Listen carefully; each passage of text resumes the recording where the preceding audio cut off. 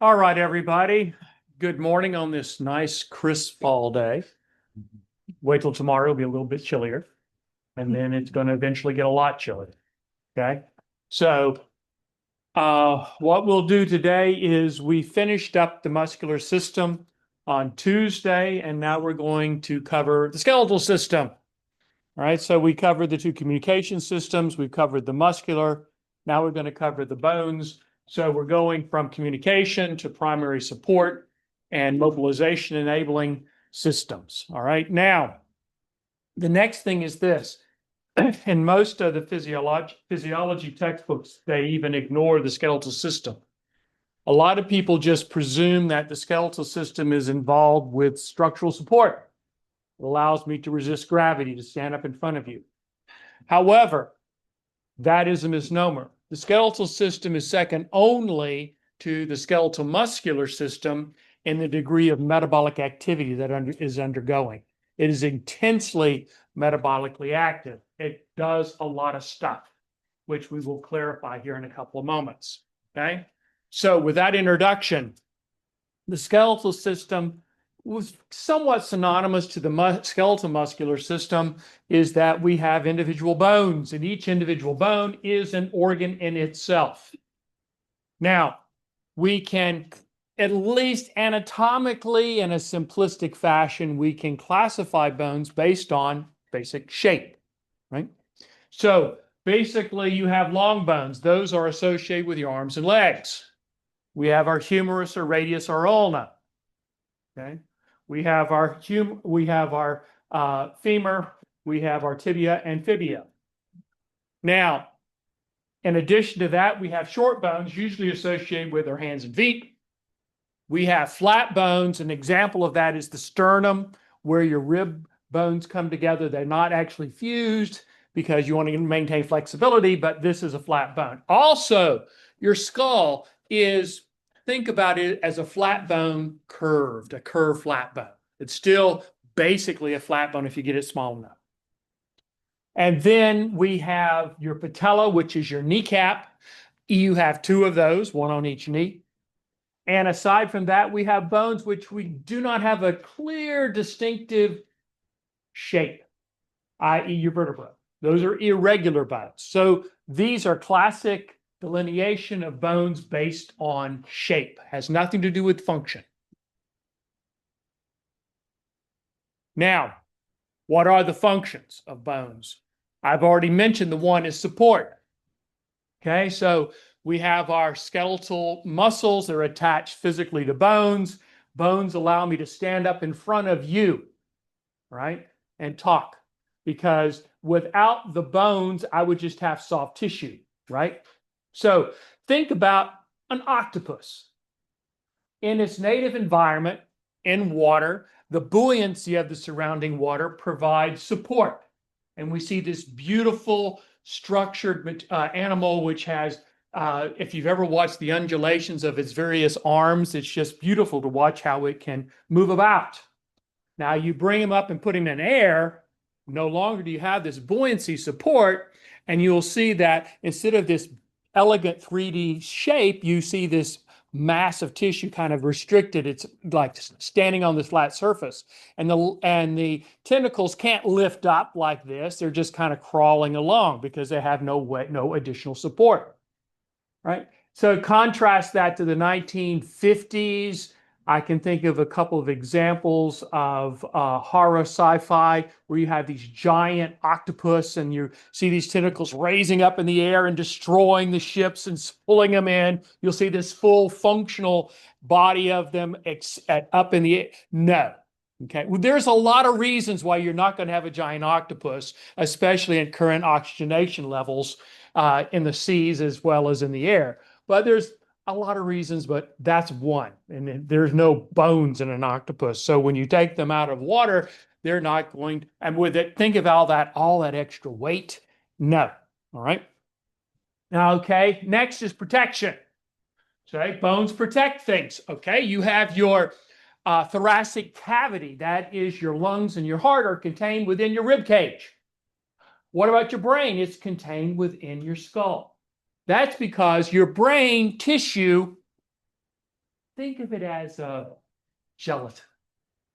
So without the skull, if you were to take and put your finger on brain tissue, you could push your finger through it. You would pith yourself, of course, and that's not going to be a good outcome. Otherwise, and if you're familiar with newborn babies, any experience with newborn babies? Especially when you're young, did mom or aunts or something said, when you get back here to the back, do not put your finger through this soft spot back here. It's actually almost like a little hole. And just like I mentioned, you will pith the baby. Okay, not a good thing. Right? Now, that is there to protect those tissues that it surrounds.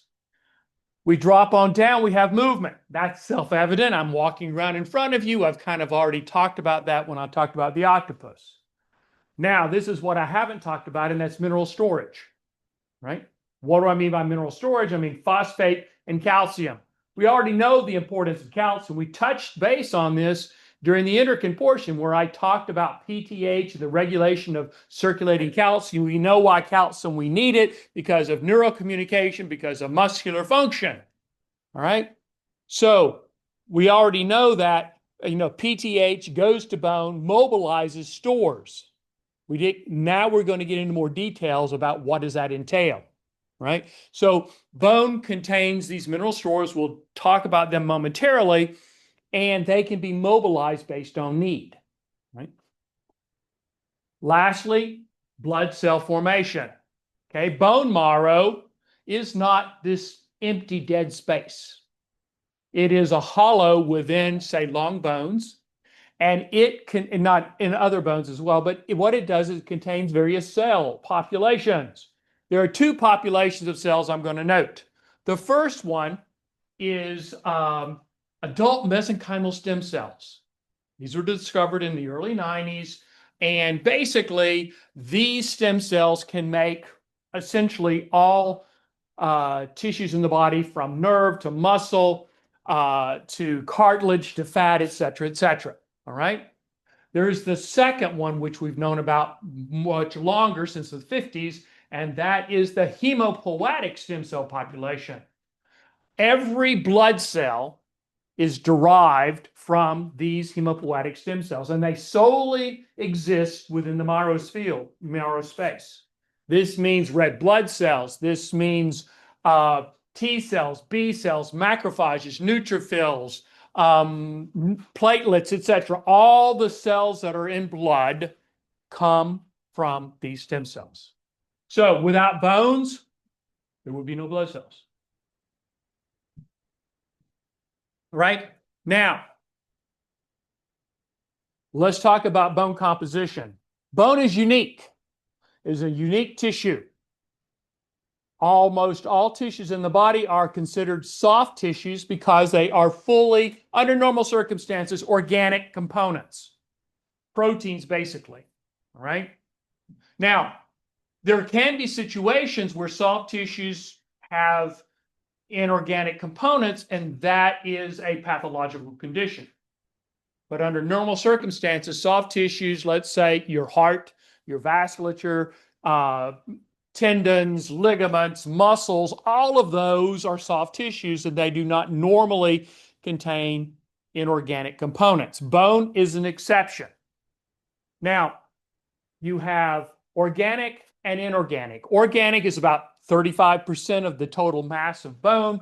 The bulk of it, 65%, represents inorganic materials, basically calcium and phosphate in a form of mineral referred to as hydroxyapatite.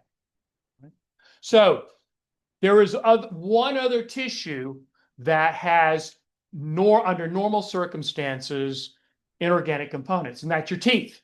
But teeth are not bones. We'll cover teeth when we get to the digestive system. Here we're going to focus on bones. Now, so why? Why do we have this complex structure? Think of this in terms of those of you in MSCs, Matt Sci, this is a biomaterial, right? Now, what is the purpose of bone? One primary purpose of bone is structural support and protection. right? So what results when we combine organic and inorganic is nature has formed a material that combines the best of both while minimizing the downsides of both, right? So think about that soft tissue, that organic tissue as soft. Think of it as rubbery. Think of it as elastic, all right? So, but it isn't rigid. So think about, oh, let's compress it into a ball and you drop it. What happens? It bounces, right? It doesn't shatter, but if you pull it in a long structure like this, it will be wavy, right? So it isn't rigid. So that would not have great benefit to allow my bones to, if they were solely made out of organic material, it was very doubtful that I could be standing in front of you because it would not have enough rigidity to hold up all the weight of my body to resist gravity. That's where the inorganic portion comes. The inorganic portion is basically mineral. What does that denote? Things made out of mineral. Think about a china cup, a porcelain cup. A porcelain cup is inorganic material. It's very, very rigid. It's very hard. But downside is if I drop that, it shatters and breaks, right? So bone represents the fusion of both these inorganic and organic components. You get the best of both worlds. You get an elasticity of organic components. You get the rigidity and hardness of the inorganic components, right? This results in a material that is half as strong as steel under compression, but fully as strong as steel under tension. Because bone is under both compression and tensile forces. We'll talk about that later on in this series, right? And this unique biomaterial has the best of these worlds. And as a biomechanical engineer, and I do work in the area of materials, we haven't made anything comparable to bone. Okay? We haven't. Not that has these exact properties. But again, nature's been at it for a couple billion years or so, so it's had a lot of time to work out the bugs. Okay, we're just starting that process. All right, so we have bone is unique. It has organic and inorganic components. Now, for the next few slides, I want to focus on several things. Number one, anatomy. Number two, jargon, nomenclature. Okay, so because I can't really talk, I want you to understand what we mean by bones. There's different kinds of bones, and what is that? How do we come about that with those different types of nomenclature? Because this is going to be critical as we go forward. So the first thing I want to introduce is woven bone and lamellar bone. Woven bone, lamellar bone. It is simply a matter of how old that bone is. When bone first forms, it has no organization. That means the bone is random patterned. Just think of like these random swirls. That's what you're seeing in that upper left-hand micrograph. Now, we'll get into the details later, but bone is actively being remodeled throughout your lifetime. That means it's being destroyed and rebuilt. As it's being remodeled and rebuilt, it gets organized. There is specific organization that results in what we call lamellar bone. That means it's patterned. If you look at the corresponding upper right, you will see these nice parallel lines, etc. Right? So that's the first set. I want you to understand the difference between woven bone and lamellar bone. Now, the lamellar bone is, as it's being remodeled, it remodels to adapt to the stresses that are being applied. It's being remodeled in order to resist those forces that are being impacted on it, i.e. gravity. Right? Now, one of the things that you will see in bone is as it is remodeled, the patterns are designed to resist various forces. If we look at the lower right hand, this is a cartoon structure. Those little red lines here, those are collagens. Those are type 1 collagen is the predominant organic material in bone. And then what you see, we can see these are cells. You have cells on the top, you have cells in the middle. We'll talk about all that later. I just want you to focus on the collagen fibers. Note that these fibers are running in this direction. These fibers are running transverse in this direction, etc. So we're rotating these layers, all right? What's the benefit of this? How many of you know what plywood is? Okay. I mean plywood, not chipboard, not wafer board. I'm talking about plywood. So how do you make it? You start with a saw log. You put it on a turning tyndall, and you have a big blade that goes across, and it shaves off a very thin layer. All right. This is so. And another thing is to remember is that plants, especially trees, have a fiber orientation because just like you, they want to resist gravity. So if you look at a piece of lumber that you've cut, you can see the grains go in longitudinal. All right. So what you do however, though, if I'm cutting a board with a saw and I've got a board, say it's a 2x4 or 1x6, it doesn't matter what it is, you will see a grain that goes this way.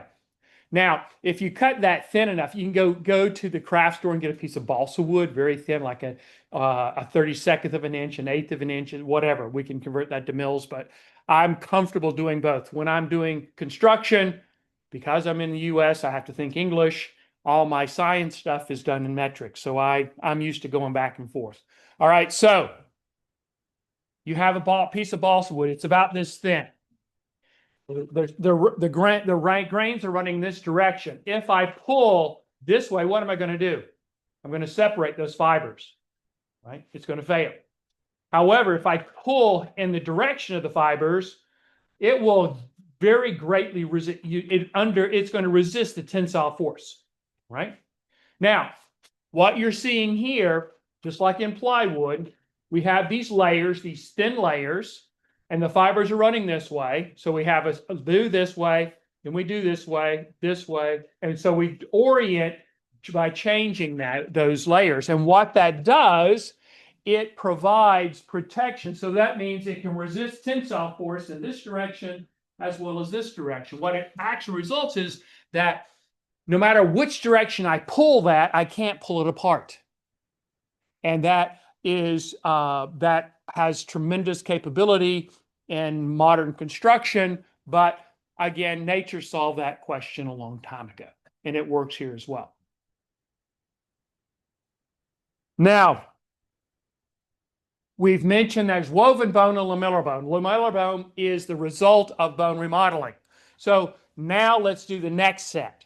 So we have lamellar bone. Lamellar bone can be associated with two forms of bone, which are called dense or cortical bone, or trabecular cancellous or bone over here. Now the difference is this. If you look at the top, this represents lamellar bone, which represents dense or cortical bone. Basically, the difference is this. There's a lot of space in the trabecular bone. There is minimal space, but nonetheless space in the cortical bone.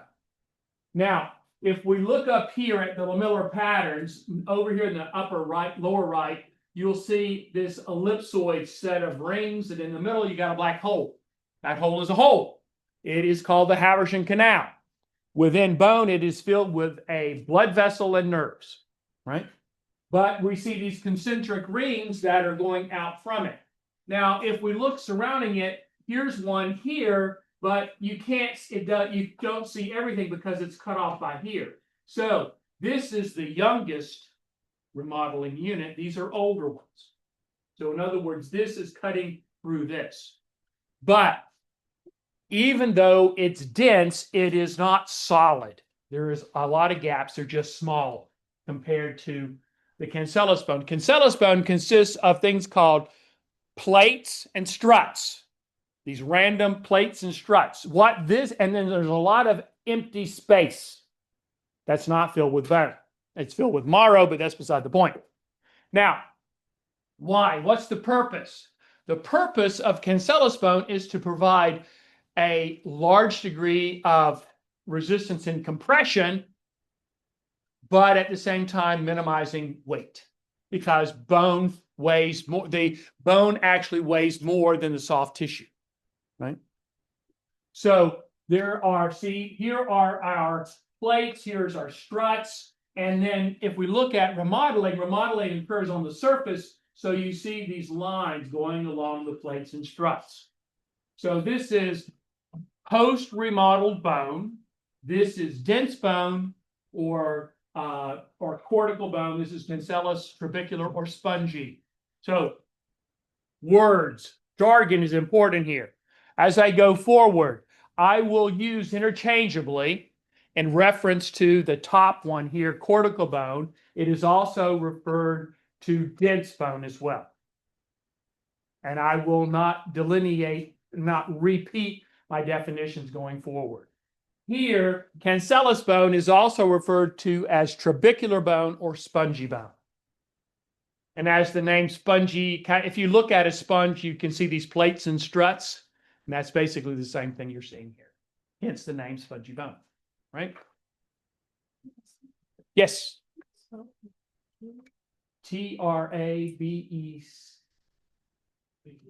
You'll see it here in a minute. I can't remember. I'm a horrible speller. I'll tell you that right from the start. Okay. Whoops. All right. So dropping down, let's then do some anatomy. We'll start with a long bone. Okay. This is your humerus. That's this bone here. The proximal humerus, that is part of your shoulder. The distal is part of the elbow, right? Now, it's a tube structure, and you've got these bulbulous aspects on either end. In the tube structure, it's actually hollow in terms of bone, but that's filled with marrow. Why do we have marrow? Remember, that's a source of stem cells, right? Now, surrounding this bone is a fibrous tissue called the periosteum. The periosteum contains cells, including stem cells. It also contains vasculature, and it is physically attached to the underlying bone via something referred to as Sharpey's fibers. Now, that bone that primarily makes up this central portion of this tube structure is basically cortical or dense bone. But I don't mean that it doesn't have any holes. It's got holes, which we'll get into in a moment. And it is highly vascularized. Again, you'll see some examples of that coming into it, because remember, I keep telling you, if you have a tissue greater than a millimeter cubed, it has to have a vascular supply, with the exception of cartilage. Cells, with the exception of cartilage, are within 50 microns of a vascular supply, right? So if you've got a humerus, and this is a bloody big bone, it's going to have blood vessels, okay, to provide. And then it's important for a number of things, which we'll get to later. All right, now, if we get up here at the proximal end, or what you'll see here is this blue structure, that's cartilage, which we'll get into later. Then we have a layer of dense bone, and there's blood vessels in there, so it's not completely solid. And then it transitions into the trabecular, spongy, cancellous bone. Note the plates and struts, right? Now, let's drop down here to flat bones. Again, the skull is an example. Yes, it's curved, but it's still a flat bone. Because what you have is the trabecular aspect sandwiched between two layers, both in the inner and the outer layer, comprised of cortical bone. Okay?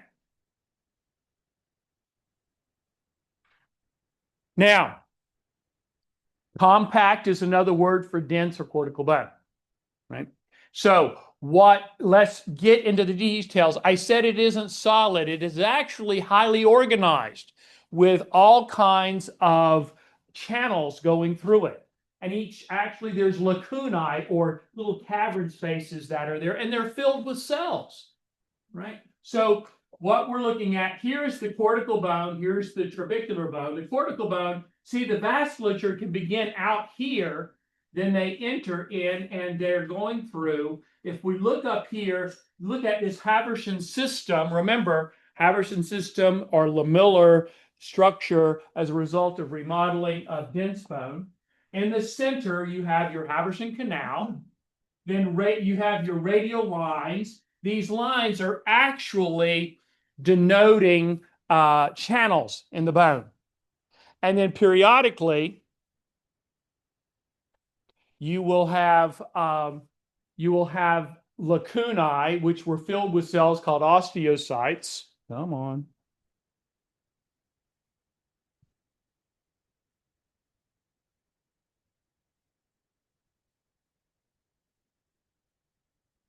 Okay. And you will see these orange structures here. Those are cells, and there are channels which are called caniculi. The cells do exist in these enlargement of these channels so we have called lacuna, which just means this is a bigger hole. All right. And they form networks that are all intercommunicating. Now, so this is not, even though it's dense, compact bone, it is not solid. It's filled with all of these. Think about the internal plumbing systems, right? Now, if we look here, the lower left, we have here is a Haversian system, concentric rings. The black are the actual cells, and then in the middle here we have the Haversian canal.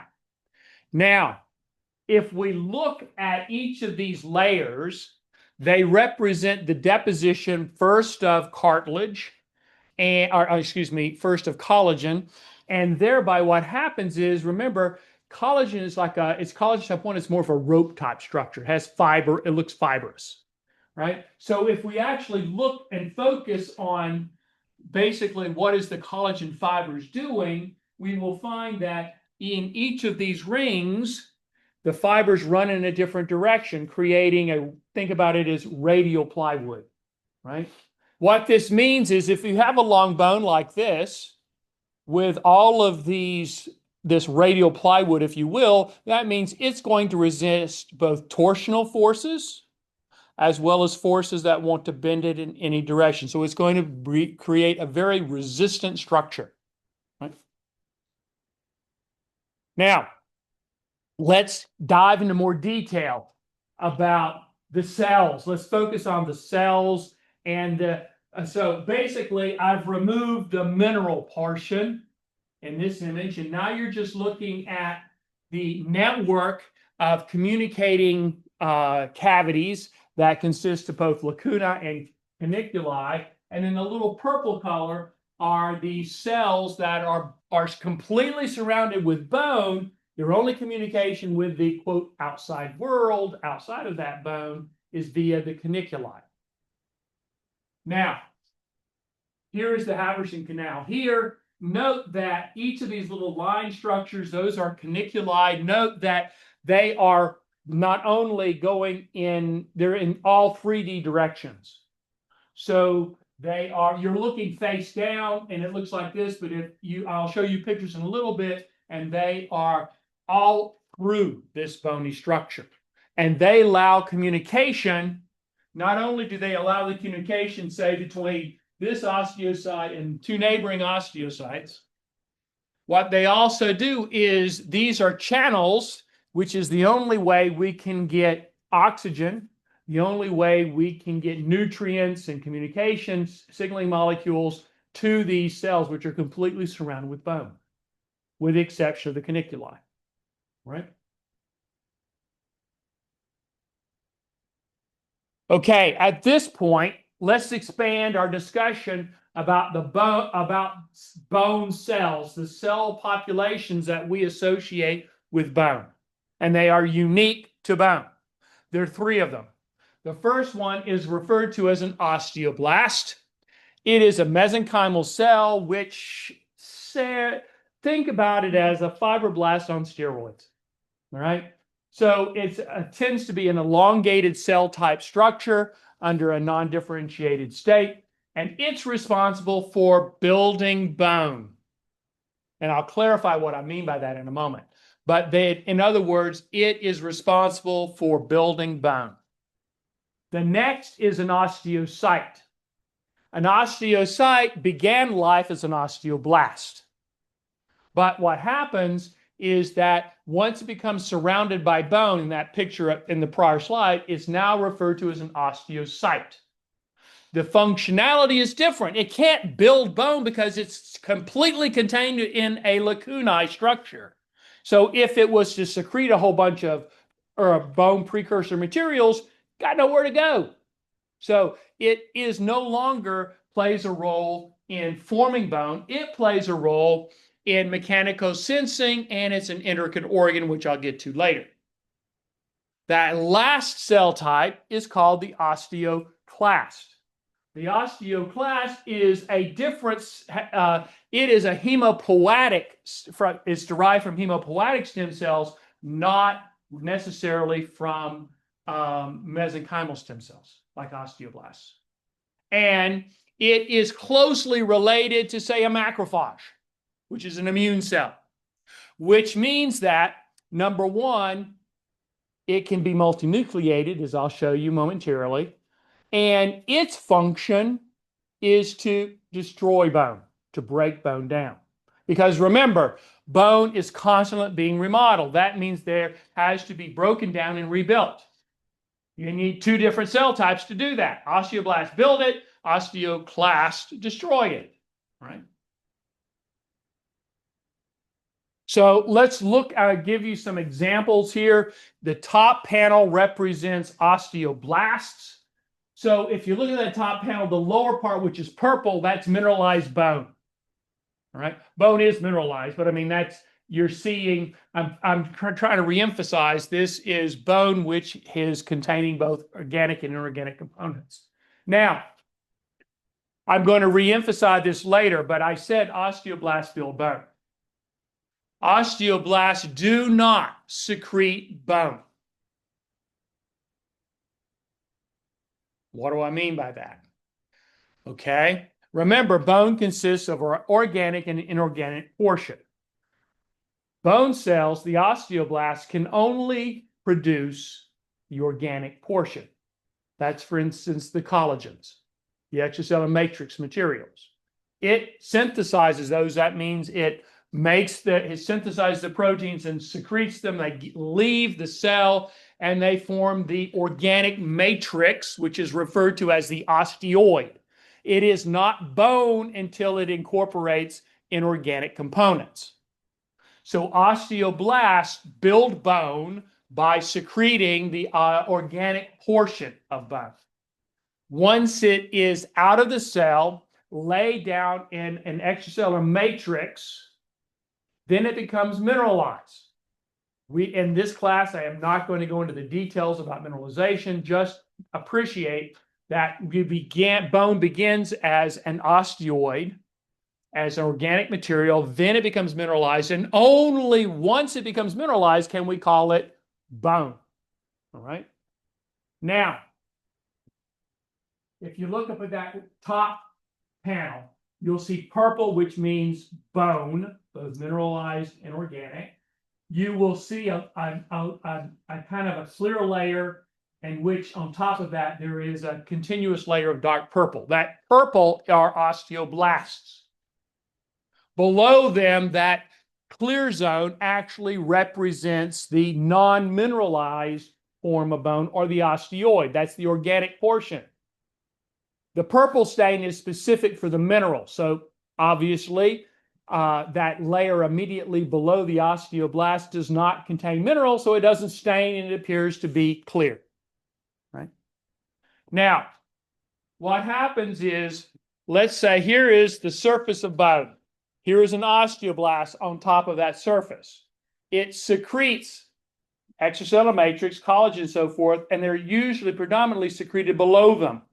So basically, as it secretes, it rises above this layer of bone. And that's where that zone clarity that you see here. All right. Then what happens is that zone eventually becomes mineralized. And then that increases the thickness of the bone. And the osteoblasts, if they stay above that layer of bone, they will keep adding more and more bone. What happens in some cases is that those osteoblasts don't stay above the osteoid. They get surrounded by the osteoid. And when it becomes mineralized, they're totally entrapped. And now they transition from an osteoblast to an osteoclast. And if we look at the middle panel, what you're looking at basically it's a cross section of bone, and all you're looking at are osteocytes. They note that you see all those black filamentous structures, that those are basically extensions of the osteoclast through the various caniculi channels. And the neighboring adjacent, for instance, here's an osteoclast, here's an osteoclast. See, the cellular process is extending, and they're going through these caniculi channels, and they can actually, these two cells can actually touch one another and have direct cell-to-cell communication, right? So those are osteoclasts. Remember that osteoclast began life as an osteoblast. Yes? Oh, I know you split up osteocytes. Osteoblasts originally. So osteocytes. Yeah. Osteocytes are basically osteoblasts that became surrounded by osteoid, the non-mineralized matrix, and then upon mineralization and the formation of bone, the osteocytes are contained within surrounding bone. Okay? Osteoblasts are on the surface of bones, whether it's on the internal or external surface. With me so far? Okay? Osteoclasts. Osteoclasts are different, come from a different cell lineage. They are very, very similar to a macrophage, and basically their job is to destroy bone. Since it is a macrophage, the way they are distinct, so osteoblasts and osteocytes are mononucleated, have a single nucleus. Because osteoclasts share a similar lineage to monocytes, various monocytes like macrophages, they are multinucleated. And you can see the multinuclei here. Here is an osteoclast. You notice that there are multiple nuclei associated with it. All right? So what happens is this is responsible for destroying bone. I'll get into how it does that in a moment. But these are the three bone types that we see. Now, obviously, because these are large structures, you're going to have vasculature. So you're going to have endothelial cells, associated fibroblasts, and so forth. But these are the three cells that are unique to bone. All right, let's focus. I want to focus more on the caniculi and the osteocyte. All right, at one time, not that long ago, it was proposed in the 90s that the role that the osteocytes allowed for mechanical transduction. In other words, they were measuring the stresses applied to bone. How does that work? So first off, let's revisit the anatomy. So if you look up top or look here in the middle, here is an osteocyte. It's surrounded by bone. It exists within this lacunae structure. However, there are caniculi channels extending from it. They're filled with cellular extensions of this osteocyte. These osteocytes can communicate with adjacent neighboring osteocytes in all three dimensions. They can also eventually form communication channels on the outside. So they can actually communicate to the osteoblasts, which are on the surface. they can also have communication with actually directly to the bloodstream. All right. And that's all without these you could not have a living cell without these caniculi. Right. Now, if we look up, look up here. Here's a blood vessel. Here's an osteocytes, and note that the caniculi are coming in direct contact with that blood vessel. Drop down here. Here is an osteocyte. We've removed the mineral so that you can image it. This is a scanning electron micrograph.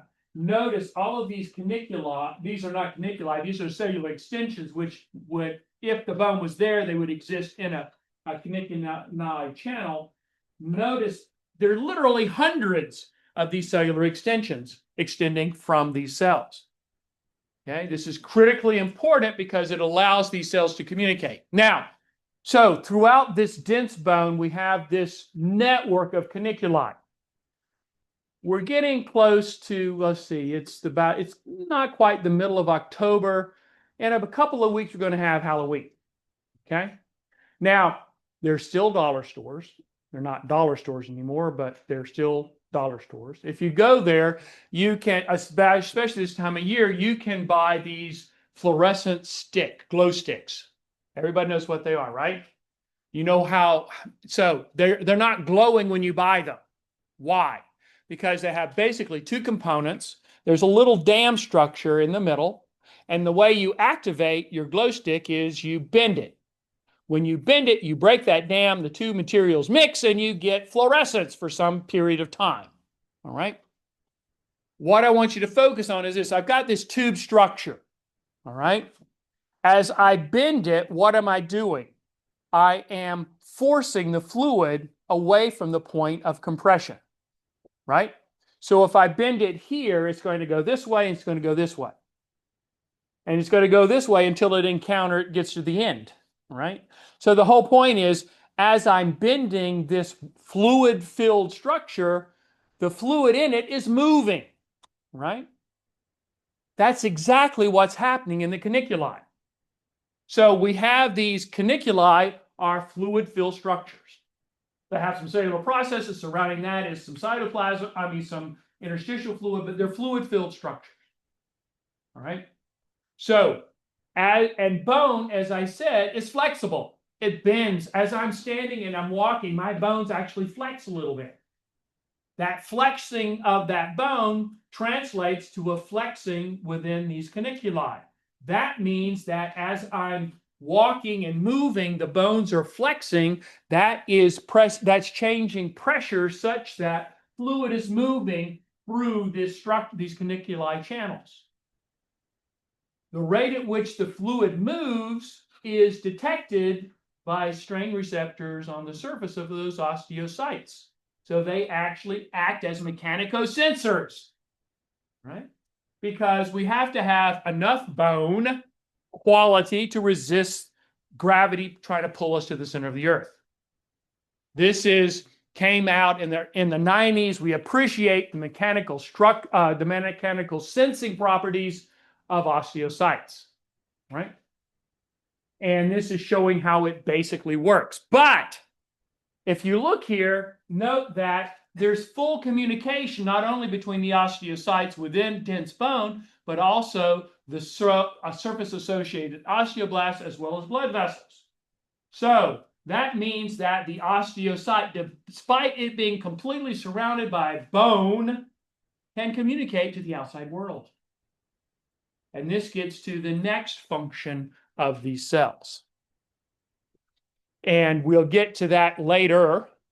But what I next want to talk about, osteoblasts are on the surface, osteocytes are surrounded by bone, and that gets us to the osteoclast.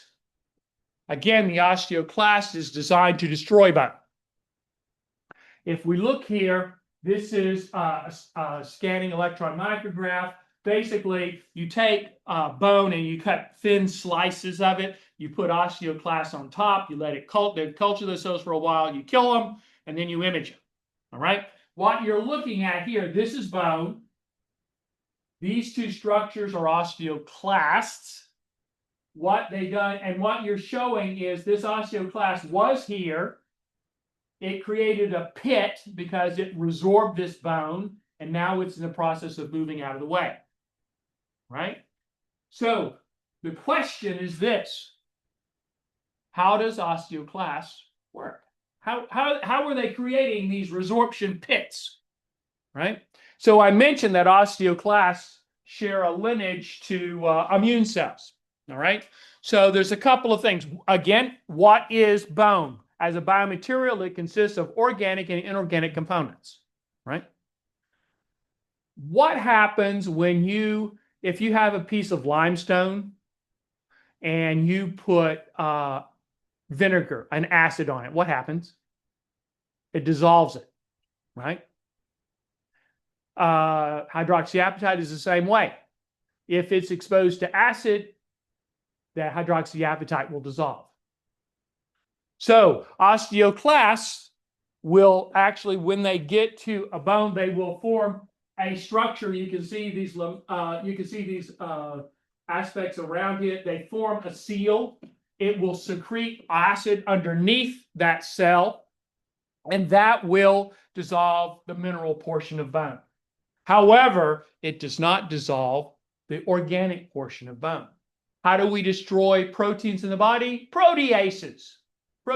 So it also secretes, in addition to acid, proteinases. Now, these proteinases have to be active at acid pH, obviously, because that's where they exist. And their job is to remove the organic portion. So the osteoclast has the ability to destroy all aspects of bone, both the inorganic and organic portion. So what you're actually looking at is a resorption pit because that material has been removed. What I also want you to note here is that if you look here, you can actually see the collagen fiber structures. Here, the fibers are running this direction, and now they're running out this way. And that's just this is a real picture of bone showing the plywood type structure of this lamellar bone. All right. And you know something? I'm going to stop here because I need to get into vascularization, but I've got to give you guys a quiz. All right. And then we'll continue and finish up the skeletal system, not next week, but week after. Right. So let's stop sharing.